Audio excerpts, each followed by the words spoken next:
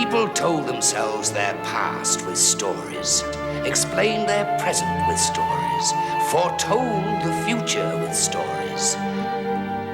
The best place by the fire was kept for the storyteller.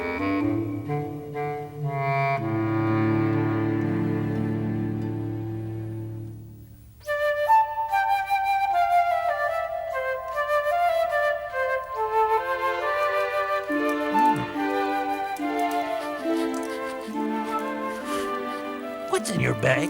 I can smell biscuits. Imagination. Let me see. Certainly not. No, there are important things in this bag. And besides, I need those biscuits for my story. Well, tell your story, then we can eat them. Is it an old story? Ancient. Antique. Oh, stale biscuits, then. Ugh. It begins 1,000 miles from anywhere. After 20 years of war with a soldier, an honest soul with nothing but a shilling in his pocket and 3 dried biscuits for the long trudge home. This was his regiment, the Royal Hussars. Oh, yes, 1,000 miles the soldier marched, whistling his tuneless whistle, and he spent his shilling and was down to the 3 dried biscuits when one day he comes across an old beggar. And the soldier stopped and joined in with the beggar's fiddle. The one couldn't fiddle, the other couldn't whistle, and quite happy they both were.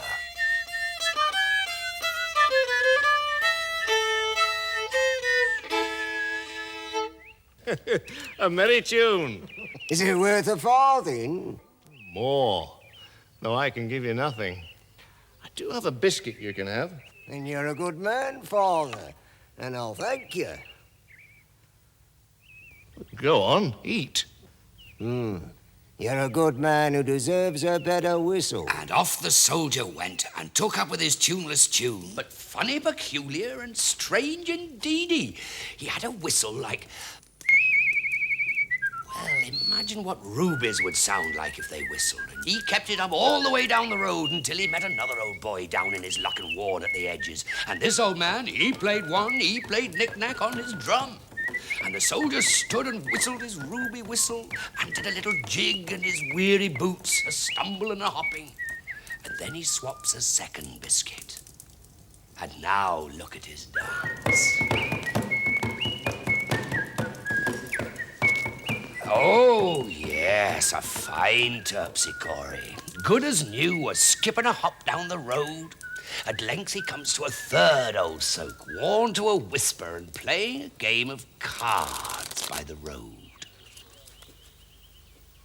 And the soldier looks as the fellow shuffled the pack and dealt out the cards, one after the other, a perfect hand, and gave him a huge clap. A splendid game. Worth a farthing? More, though I have nothing to give you. Now, the soldier had but a single biscuit in his bag, and he was hungry as heck, so he thought on it. But I have a biscuit you can share with me. And the soldier held out his last dried biscuit and broke it in 2. But it didn't feel good, did it, dearies, to give the old boy less than the others, so he gave him both halves.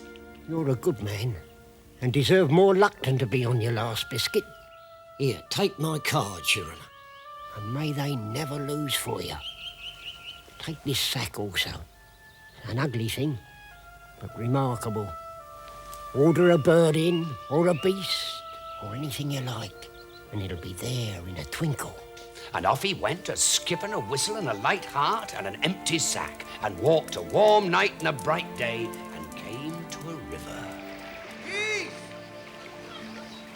Oi! Get in my sack!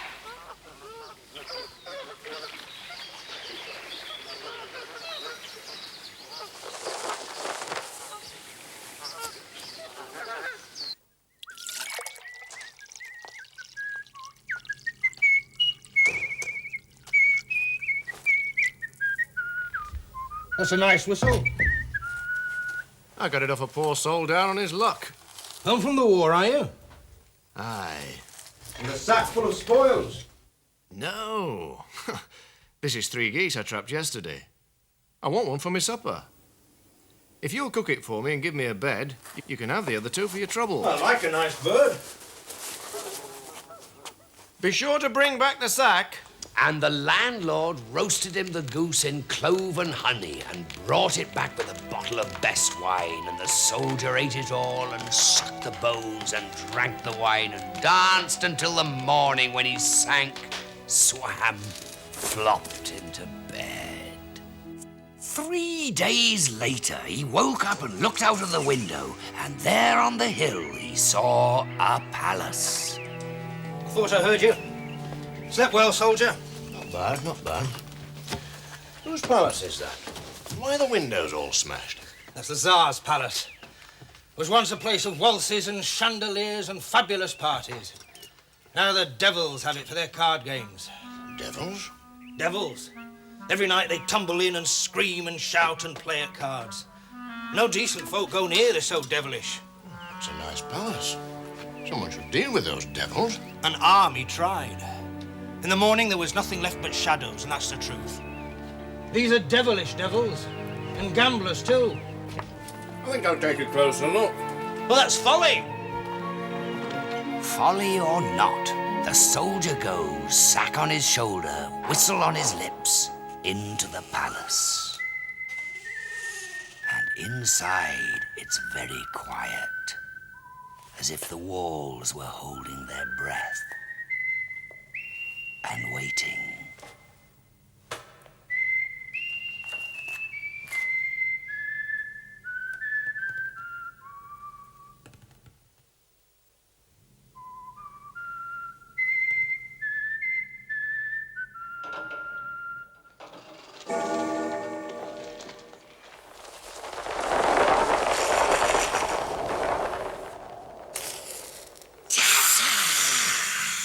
We have a visitor, a guest, and he's whistling. That's a nice whistle. I want to have it.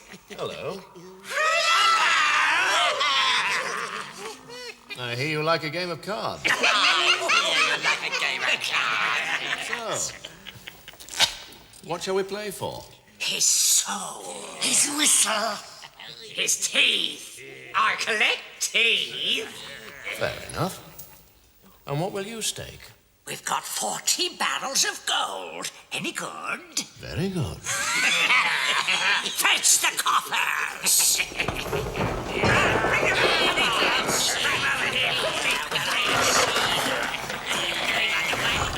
Good.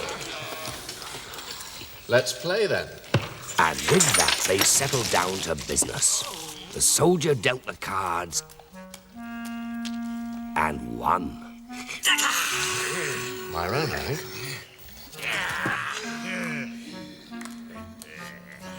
And won again.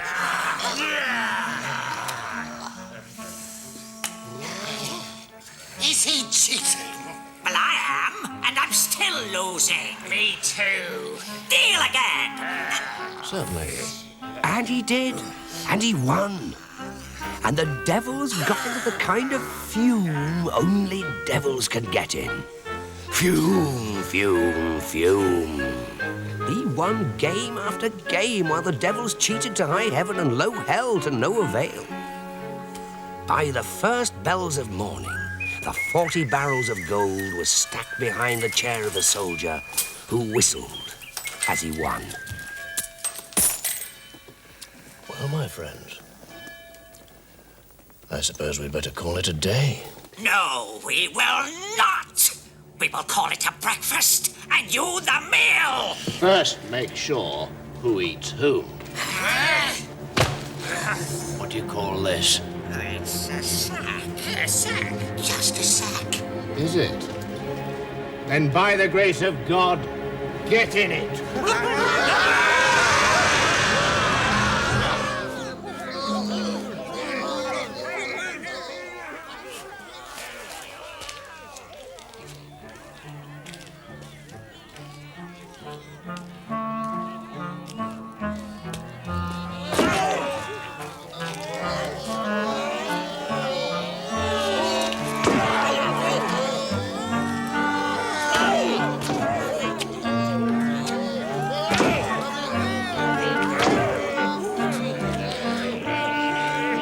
More?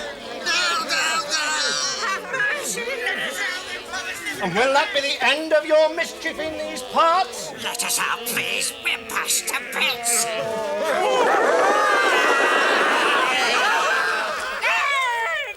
Let me go! Let me go! I won't let you go, my boy, until you swear to serve me faithfully. I swear! I swear! I'll hold you to your promise.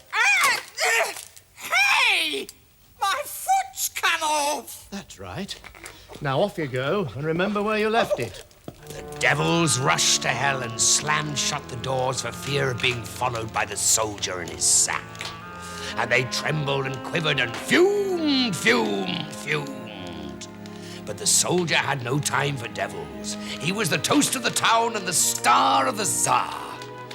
But howsoever life smiles on us, the last laugh is reserved for death. Oh, yes. Everything is dandy with our friend the good soldier and his magic sack. Rewarded by the Tsar, he's a rich gentleman now, a husband and a father, lives in the castle. Blessed, caressed, and couldn't be better.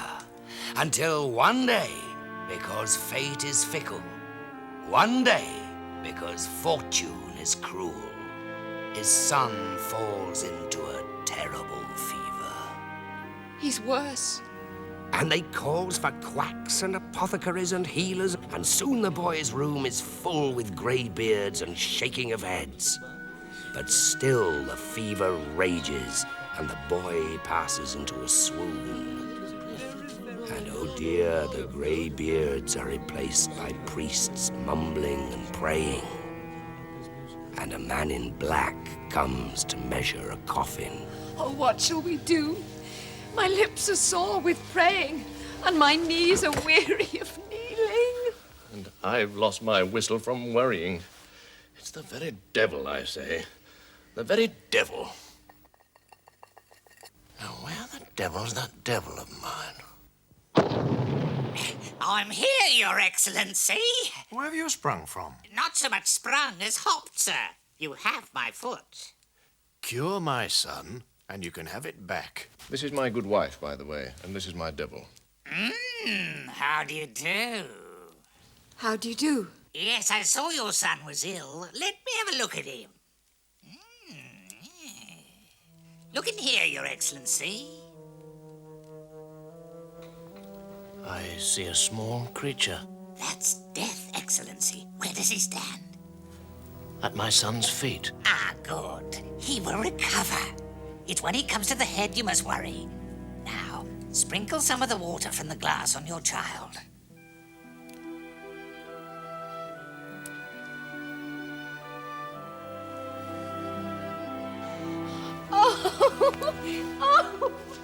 You're a marvel. Well, we do our best. Could I have my foot back then? Most certainly. Oh, thank you, thank you, thank you. Will there be anything else, sir? Give me that glass, and I'll release you from your promise. Really? Oh, thank you. Quite nice black flowers. And so the soldier set up in his new trade as Miracle Man and travelled the world on a camel with his magic glass. Show him a sick man and he would hold up the glass. If Death sat at the foot of the bed, a quick splish-splash and up the invalid would sit pouring out blessings. If Death stood staring at the other end, the soldier would shake his head solemnly and depart, and the relatives would mutter, "What a pity, he came too late," and pay him all the same. But as often as not, he left with all happy and amazed and praising him. And it went well for the soldier until one day, far from anywhere, he gets a message from home to say the old Tsar has fallen ill and sends for him.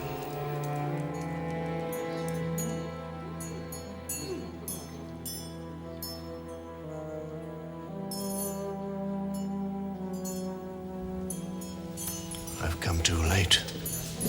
You save beggars and thieves and cats and dogs, yet you won't save your master. If Death needs a new friend, I cannot fight him. Then let me go in his place. No. The Tsar's been my friend and father. If anyone should go, it should be me.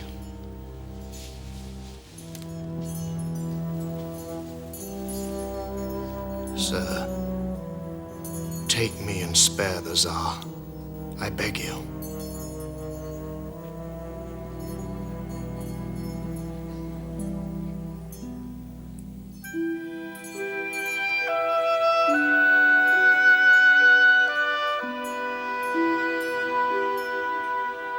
Praise be!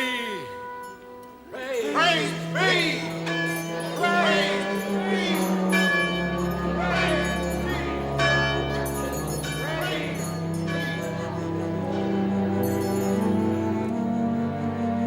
Oh, husband, is it all up with you?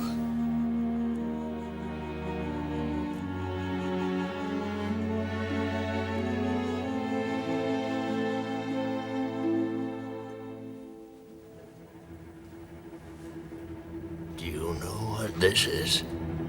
A sack. Well, if this is a sack, then get in it. I caught death in my sack! Why? You see? I caught death in my sack! What about that, eh? Good aim. Death a prisoner. The news whispered from one of the Tsar's 50 wives to the other spread through the town as fast as gossip, which is what it was, and nothing spreads faster. And within 4.5 minutes, the whole town knew. And within 17 minutes, the whole country knew. And by the following morning, it was the talking point of 1,000 languages. Death a prisoner. Muerte un prisionero. Tod ein Gefangener. Smiert us Nietzsche. I forgot the Greek. Ec maledicime tontanito. Exactly. And the soldier, to be on the safe side, set off with death in his sack and found the thickest forest and the highest tree and clambered up it and hung death from the longest branch and promptly fell off. But there's nothing like death off duty to cushion a fall. So nothing died? Nothing. The oddest battles. There were wars going on in most places, and they were very strange. At the end of a day's carnage, flashing swords and explosions, the air thick with arrows and savage swoosh of axes, nobody had died. The armies would look at each other exhausted and intact. Duels at dawn went on till midnight, when the rivals would go home confused. Crossed lovers would throw themselves off cliffs and have a long climb back. And my friend the soldier was the most famous man in the world because suddenly everyone could live forever. He sat in his palace and whistled his ruby whistle. And then one day, looking down from his window, he sees his courtyard full of poor souls wandering. Old scrags of folk barely held together. They were waiting for death's release, and it would not come. And the soldier could not bear their sorrow. Back he went to the forest.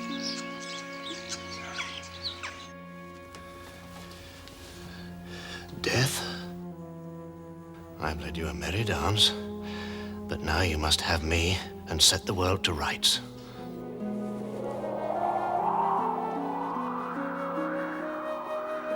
Death! Come back! But Death had fear of the soldier and his sack and would not come back. He was condemned to watch while others aged and died, but Death would not come for him.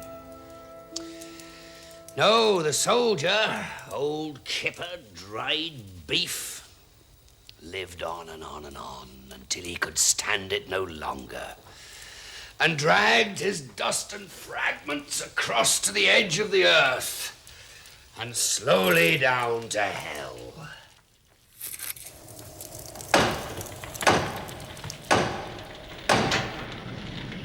Yes.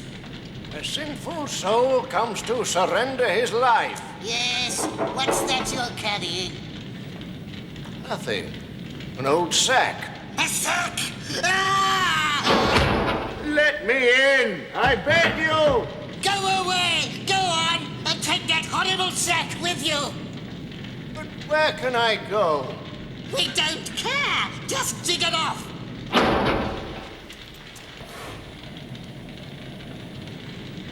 I won't go unless you give me a map to heaven and a way in. And 200 souls you've no further use for. You impudent... 150! Do you know what this is? Don't wave that sack around. All right, 200. Yuck. Follow the map until you can go no further. Then go directly up until you get the sensation of standing on your head. That's the edge of heaven. After that, follow the church music.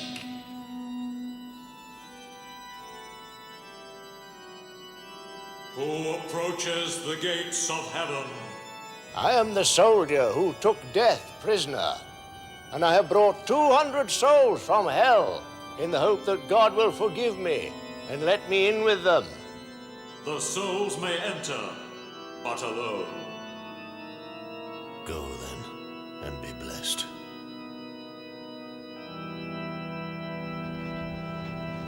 Take this, friend, and once inside, call me into the sack.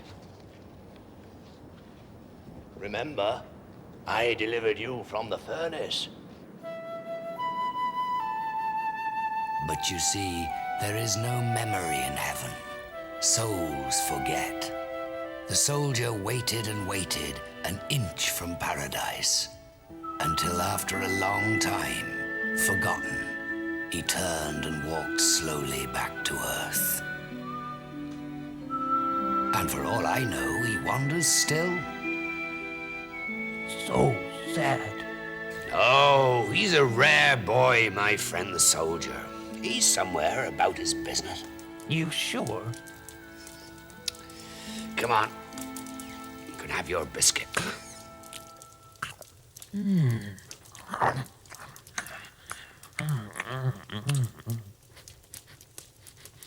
Do you know what this is?